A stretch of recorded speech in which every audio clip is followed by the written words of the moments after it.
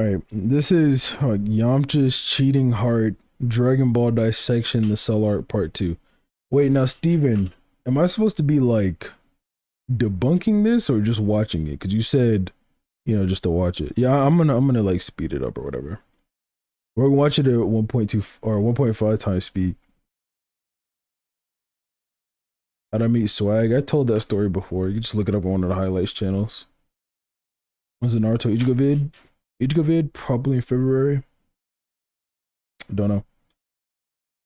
But yeah, let's watch this video.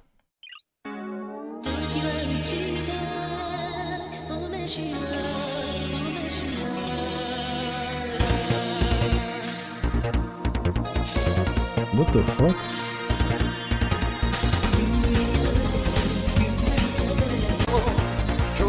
Dissection videos.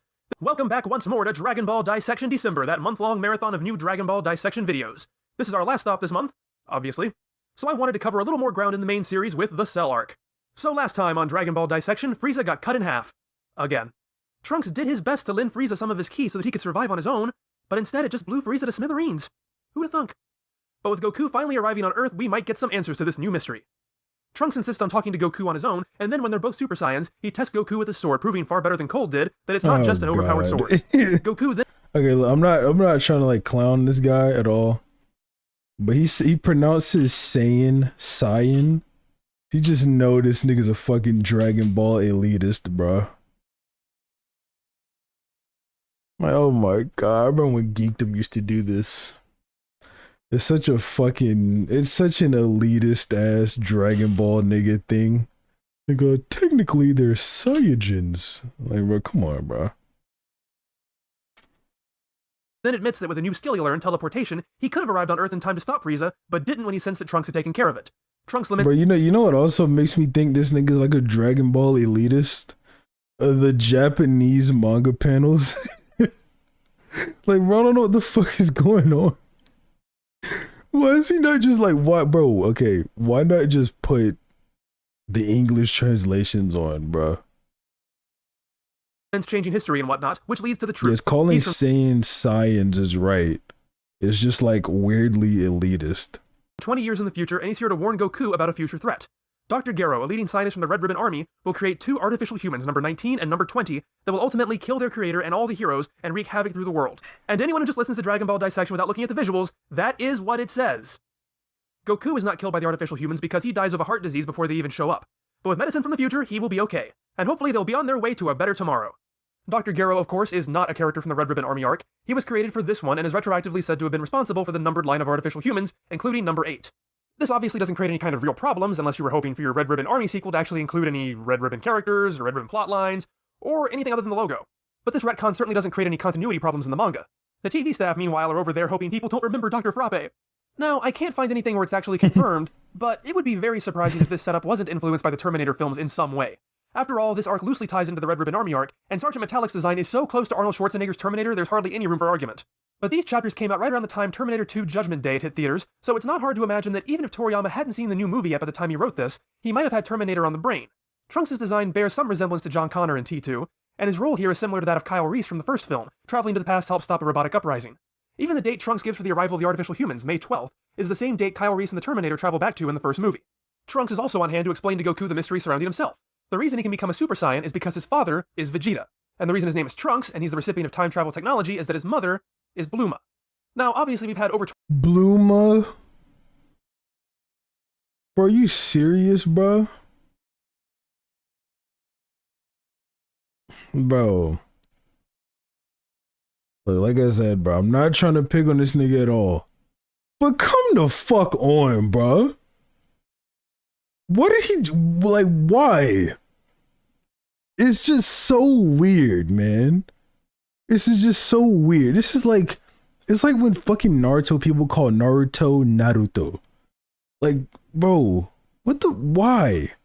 Just say fucking Naruto, bro.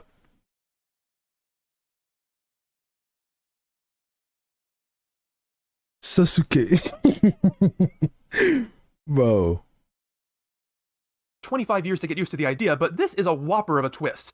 Now, some of the benefits to the story of Trunks' parentage are obvious. It is definitely going to give Vegeta a new direction for his character, having to interact with the future version of his son. And given that Vegeta's disposition is already at a resting ground state of pissed, and he was introduced to the guy jealous of his ability to turn Super Saiyan and kill Frieza, that sets up some really good conflict right off the bat. People say that Trunks had to be Vegeta's son so that he could be a Super Saiyan, so that he would have the power to beat Frieza. I agree with that, to a point. Strictly speaking, Trunks is simply a messenger, and so really didn't require great strength for this job. He literally could have been anybody. Goku was supposed to have killed Frieza anyway, and would have if Trunks had not gotten involved. But as I said in the last part, Trunks killing Frieza is a wham moment that gets our attention and effectively demonstrates why the artificial humans are such a threat. So while logically there's no need for him to be Vegeta's son given what he's initially there to do, narratively, it is the best choice. Likewise, people say Trunks had to be the son of Bluma so that he could have a time machine, because apparently you have to be a blood relative now to use Bluma's technology. But like with Vegeta, I accept it narratively to a point, as it ties him closer to those two defining characteristics, Super Saiyan and Time Traveler. Having his defining traits tie into his parents makes sense. But I feel it works a bit less here than with Vegeta. There isn't as much story mileage out of Trunks and Bluma as there is Trunks and Vegeta, and well, here I am being cynical again, but I think the larger reason why Bluma is Trunks' mother is simply the fact that Bluma is a woman, and like Chi-Chi before her, has an available womb that can be used to give birth to new Saiyan characters. Bluma is literally the only other active female character in the story right now, so it has to be her. Hey, that was kind of weird, no? I don't know, bro. Something about how he worded that was just weird as hell. let me re-listen. Saiyan and Time Traveler. Having his defining traits tie into his parents makes sense. But I feel it works a bit less here than with Vegeta. There isn't as much story mileage out of Trunks and Bluma as there is Trunks and Vegeta, and well, here I am being cynical again, but I think the larger reason why Bluma is Trunks' mother is simply the fact that Bluma is a woman, and like Chi-Chi before her, has an available womb that can be used to give birth to new Saiyan characters. Okay.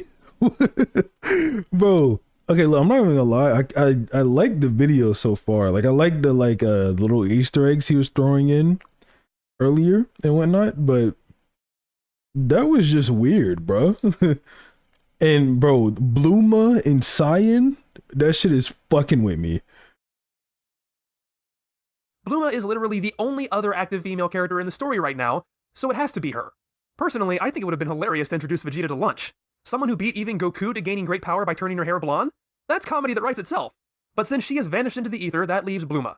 Unless Udon Baba's mystical powers of advanced age have allowed her to avoid menopause. Yeah. Bro, he even calls lunch. Which, okay, hold on. Let me say this real quick. He's right in all these names. But why? Why is he speaking to the people who, like, bro, never mind. It's nitpicky. It's nitpicky. Bro, if this nigga says fucking Kurin instead of Krillin, I'm gonna lose it. I'm gonna fucking lose it. If this nigga says Kurin's fucking Kienzan, I am going to lose my shit. Yes, I just put the image in your head of Vegeta and Udon Baba having sex. You're welcome! Now, I'm not saying that Vegeta and Bluma don't eventually become a good couple. I'm too afraid of the Veggie Bowl shippers to say that, although, come on, doesn't Blue Vegeta roll off the tongue better? They're probably the most popular couple in the franchise, and given that they're both self-absorbed, temperamental, and arrogant, I dare say they deserve each other. Vegeta is the only character with a strong enough personality to hold his own against Bluma, and Bluma is the only character who can manage to rein Vegeta in. But that's all through the benefit of hindsight. He grew up watching the sub. I mean, yeah, it makes sense. It definitely makes sense. In a quarter century of development. At this time, though, they're a hard sell. Toriyama does not write romance, to be sure, but even in his other couplings, there's setup to it. Chi-Chi had already been established as having a thing for Goku. Bluma's and Yamcha's separate character arcs in the first story dovetail perfectly into each other. Bluma and Vegeta, however, have only been shown to directly interact with each other once prior to this, unless you count the time he threatens to kill her. Then there's the itty-bitty fact that Vegeta has doubtless murdered countless people, including children and the elderly, tried to conquer and or destroy the planet Earth, and is responsible for the grisly death of her boyfriend. I don't care if the guy has a tongue so limber that it can perform cunnilingus in 12 different languages. There's no remotely plausible way these two could ever get together. At least not without making Bluma look like a really terrible person. Well, more so than she has in the past. Is it not like part of, like, isn't that just like kind of consistent with Vegeta's character at this point? To not start showing affection for Bulma and like basically rizzing her up? Like, I feel like it just makes a lot more sense for Vegeta to just have had sex with Bulma one day and been a deadbeat dad than have the relationship have some sort of build up. Like I'm sure everybody here, like, you know, everybody lives in the real world, bro. Y'all, I know everyone has seen the one bitch who you like. She's like a fucking. She's just an overall bitch, right? And then out of nowhere, she's pregnant by that one hood nigga, and he's just never around. Y'all have to have seen that, bro. Like that's just what this shit rolls off as. Like Vegeta's just a fucking space hoodlum that was horny one day and he fucked Bulma. So Toriyama writes around it as best he can by adding in 2 addenda. One is that Bluma and Vegeta don't really couple up at this point. She's simply drawn to his proud, sullen loner qualities, and that results in a child. The other is that prior to that, Bluma breaks up with Yamcha because he cheats on her. I get it. I really do. The story needs us to sympathize with Bluma having a child with Vegeta because that plays a major role in this arc. And the only way to do that, apparently, is to assassinate Yamcha's character. Seriously. I don't care if you like Yamcha or not, that is what this is. Character assassination. And I say that without the slightest hint of hyperbole. Yamcha has to be the bad guy. Otherwise, her running off with the guy who killed him is going to make her look absolutely despicable. Since her role is more important here, Yamcha becomes expendable. And Toriyama has been subtly setting this up in other ways. Aside from what I mentioned last time about Yamcha, Tenshinhan, and Chaozu forming an anti-Trunks pact for no reason, Yamcha is further demeaned all on his own. He panics more than anyone else about the prospect of fighting Frieza, and later on he laments to himself that he has come back to life only to have to die again. I mean, yeah, but like... And in the context of a story for him, that would actually be really interesting to explore. It's all too human to fear death, and here particularly it's a unique struggle of having to face it again for someone who actually gets a second chance at life. It's really a side of him we've never seen before. I don't think this is character assassination. If anything, this nigga's kind of convincing me Yamcha's like better. Like Yamcha used to be a fucking dumb hothead, and then he fucking died, and he came back, and he's like, damn, I don't want to die again. He's like, this time I can't fucking come back. I don't know. I kind of fuck with this. But developing Yamcha is not what this is about. This is about making Yamcha look pathetic and cowardly so that we are already predisposed to feeling unsympathetic towards him when Toriyama unceremoniously shatters all of his hopes and dreams. Now, before you dismiss everything I say as the angry ranting of a Yamcha fanboy who just can't seem to accept that his pet character is a perpetual loser, I freely admit that I have a soft spot for the guy. Yamcha is a perpetual loser though. Like that's not an interpretation of the story. Yamcha loses every fight he participates in. Like what? Literally, he literally loses every fight he participates in. Yamcha's the only nigga to lose in the first round of every tournament in the original Dragon Ball. And then he's the first nigga killed by a Cyberman. I don't know. Honestly, this right here is part of the reason, because I tend to feel sympathetic towards a character when I can so obviously see that character being railroaded by authorial machinations that are just completely unfair. But it's also because I feel the character had real potential, as demonstrated in the first arc, that Toriyama just never seemed interested in capitalizing on again. He was squandered almost from day one. But I'm certainly not without objectivity. After all, there is a reason the whole Yamcha poor dolt thing has been the longest running gag on this show. There are a lot of bad and stupid things that happen to him that make him a prime candidate to be a running gag with the fans. And I'm not going to repeat all of my analysis of his character from previous episodes, but up until this point in the story, I contend that it was just mishandling and apathy on Toriyama's part. That led to things like him becoming a measuring stick in tournaments so often that he lost all credibility to continue holding even that role. And that led to one of the earliest collection of character biographies and background information, the Adventure Special, giving a character as minor as Lanfan a husband, named Trunks, I'm serious, while contributing nothing interesting to a lead character like Yamcha. But this is the first time I see Yamcha being screwed on purpose. Is Yamcha really a lead character? And it's in a way that is so antithetical to his character that even if I flat out hated Yamcha before this, I'd still balk at this as being completely out of left field. If you had spent years reading and watching and getting to know these two characters from the Hunt for the Dragon Balls arc until now, and you were suddenly told one of them was cheating on the other, which one would you guess is the cheater? Well, what do we know about these two characters? What we know about Yamcha is that he is a romantic. It's his defining character trait in the first arc, one that creates the comedy. He is a ruthless and powerful bandit, but he is vain and desires love more than anything else. What do we know about Bluma? Bluma is depicted as domineering, flighty, lustful, and yet prone to irrational bouts of jealousy. Those are elements that are all present in the manga. We never see Yamcha pursue another person when he's with Bluma. Ever. And while we never actually see Bluma cheat either, we certainly see behavior to suggest her to be more willing to do so.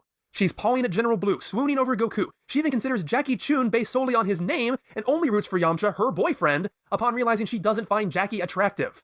And before anyone accuses me of slut-shaming, there is no problem whatsoever with Bluma having a high libido, just like, in theory, there's nothing wrong with the Muten Roshi having a high libido. It's just what you do with it that determines whether— No, there's something wrong with Master Roshi having a high libido. Nigga's a fucking weirdo.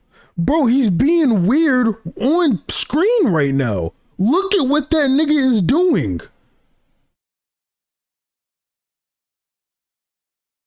Bro. Whether it's good or bad, and Bluma is definitely shown to be more prone to wandering than Yamcha. There's also a long-standing impression that Yamcha and Bluma have a really dysfunctional relationship, and that examples of them fighting are evidence of Yamcha's debauchery. There is one instance in the Frieza arc where Bluma mentions that she and Yamcha fight all the time, as she regrets not pursuing Goku. But we only ever see 2 fights between them depicted, neither of which Yamcha is even present for. Whenever we see them together, they appear to get along just fine. When they do fight, Bluma's is the only side of the story we get, and yet in both of those instances, the characters around her treat her as if she's overreacting. That's the whole joke. Her mother explicitly tells Goku as— That shit is way more Master Roshi, not Master Roshi. That shit is way more like Toriyama just being a fucking womanizing dickhead than Bulma actually overreacting. I'm not gonna lie.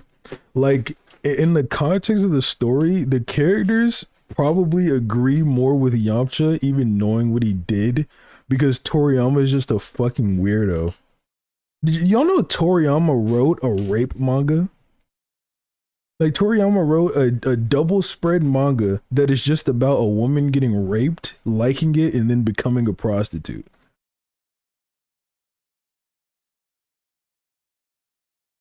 I'm not joking at all. Bro, the thing is, I'm not even joking a little bit. I didn't make a single thing about that up.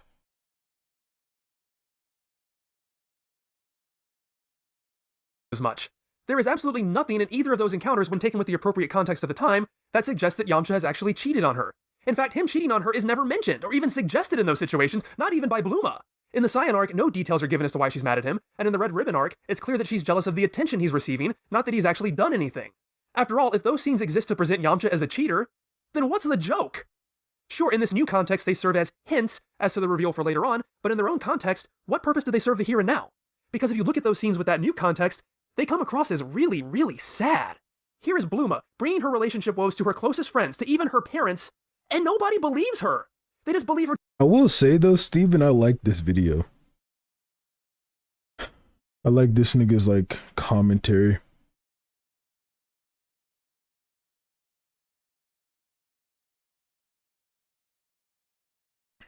It's a pretty good video. Her cheating boyfriend and tell her to get over it. Do you really think Toriyama, master of poop jokes, would write something so dour? Then again, I've always felt the whole angle of cheating in relationship, master of poop's her. Bluma, bringing her relationship woes to her closest friends, to even her parents, and nobody believes her. They just believe her cheating boyfriend and tell her to get over it.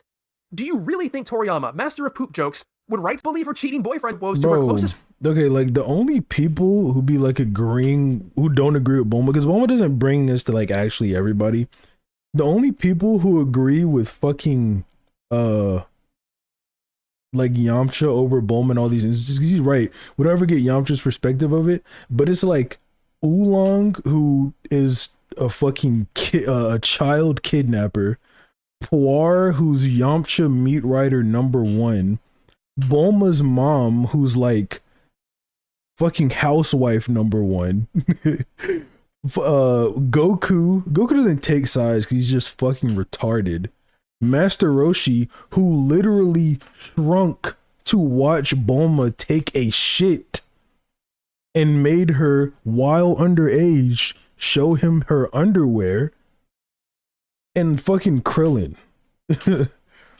Like, I mean, the people who fucking agree with Yamcha, quote unquote, or disagree with Bulma, it's not like they're the most trustworthy people to have a take on it. Friends, to even her parents, and nobody believes her. They just believe her cheating boyfriend and tell her to get over it. Do you really think Toriyama, master of poop jokes, would write something so dour? Then again, I've always felt the whole angle of cheating in relationships and one-night stands really seem out of place in Dragon Ball in and of themselves. The fact of the matter is, people look at those scenes with the future knowledge already in mind, so when they retroactively apply it to those scenes, it's easy to go, hey, that makes perfect sense.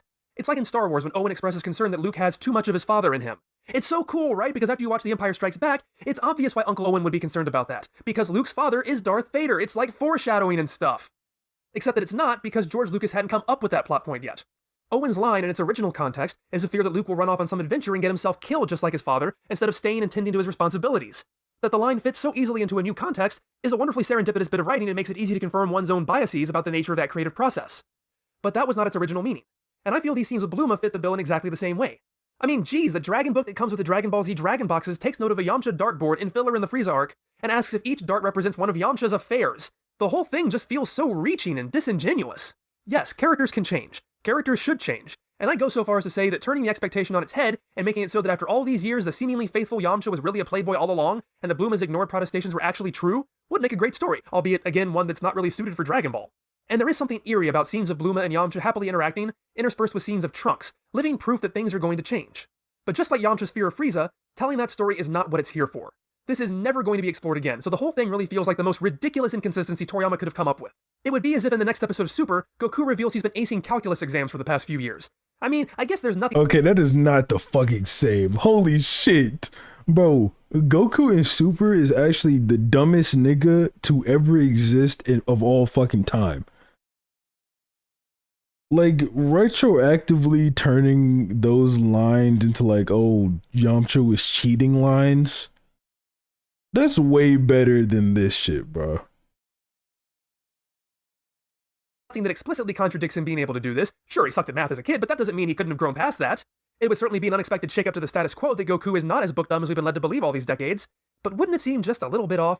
Especially if none of the characters acted like anything is amiss and just accepted it like it was the most natural extension of his character?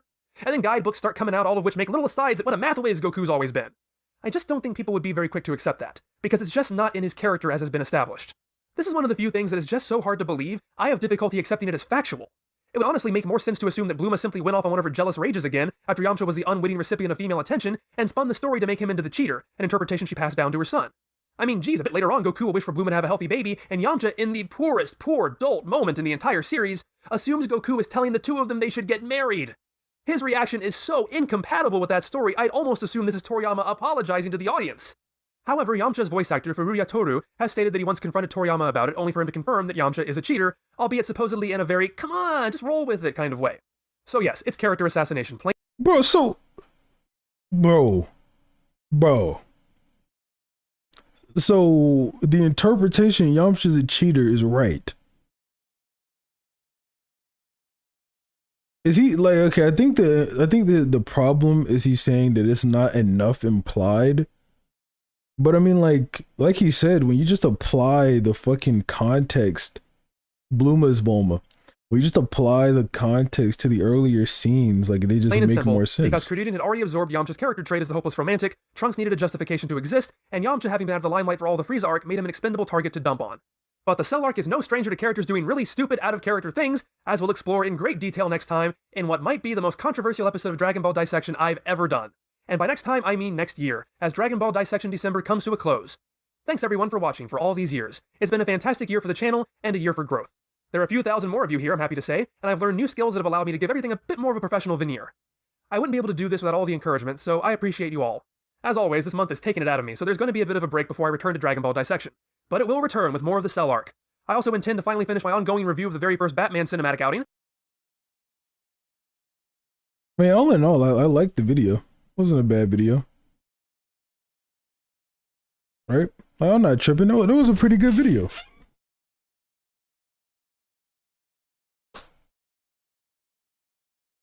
You do realize Madara slaps Dosu? Yeah, probably. Answer my super chat, G? What'd you say?